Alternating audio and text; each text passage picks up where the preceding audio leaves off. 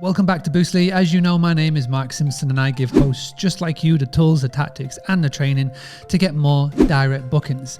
Now, today's lesson, video, podcast, wherever you're tuning in from, is a little bit different from the norm because I went and interviewed one of the world's leading Airbnb experts, Mr. Daniel Rusteen of Optimize My B&B. He did a session for the Team Boostly members and it was so good. I wanted to pull little extracts out and share it with you so you can look to implement the tactics and training into Airbnb.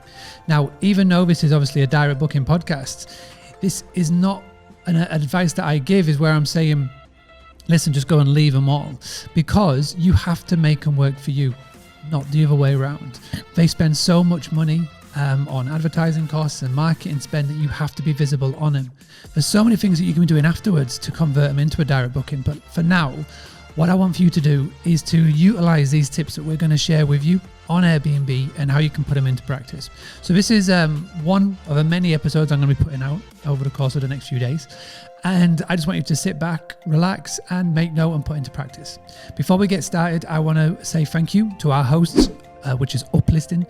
Uplisting is a fantastic PMS. With what we do with Boostly websites, we've got over 500 clients. So we pretty much have worked with every PMS solution that is out there at the moment. And Uplisting is one of the best.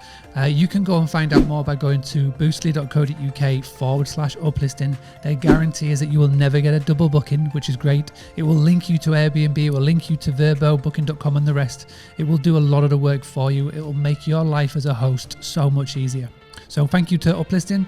Now, next, you're going to go zoom straight into our session that we did with Mr. Daniel Rusteen from Optimize My B&B. As always, I'd love to get your feedback. So let's jump straight in. Captions for the images. Now, how do you structure your, let's just say 10 images for a listing? How would you structure those 10 images? And do captions really matter? And how are you personally using captions to help a potential guest? I'm signing on to my Airbnb app right now because I want to see how the captions look on the mobile app. So maybe a year ago, Airbnb highlighted the captions. They reduced the size of the photo and they brought the caption to the upper right corner. Recently, within the month, they've changed that. I don't think they've changed that. This is mobile. It's the same as on the website. All the pictures are showing up right away without captions, and you can just scroll down.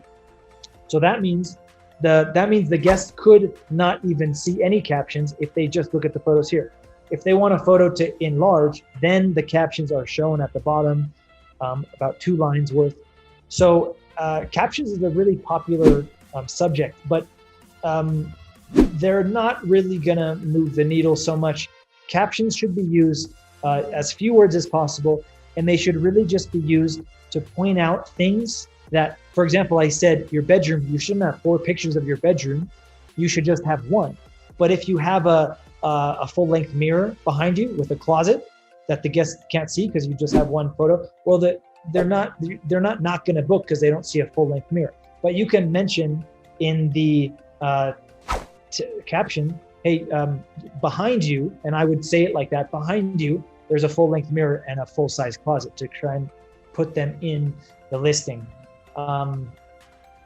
It would be explaining items that aren't really super visual. It's a kitchen, but you also have this super cool coffee machine in the corner. Well, hey, there's this super cool, expensive coffee machine in the corner as well.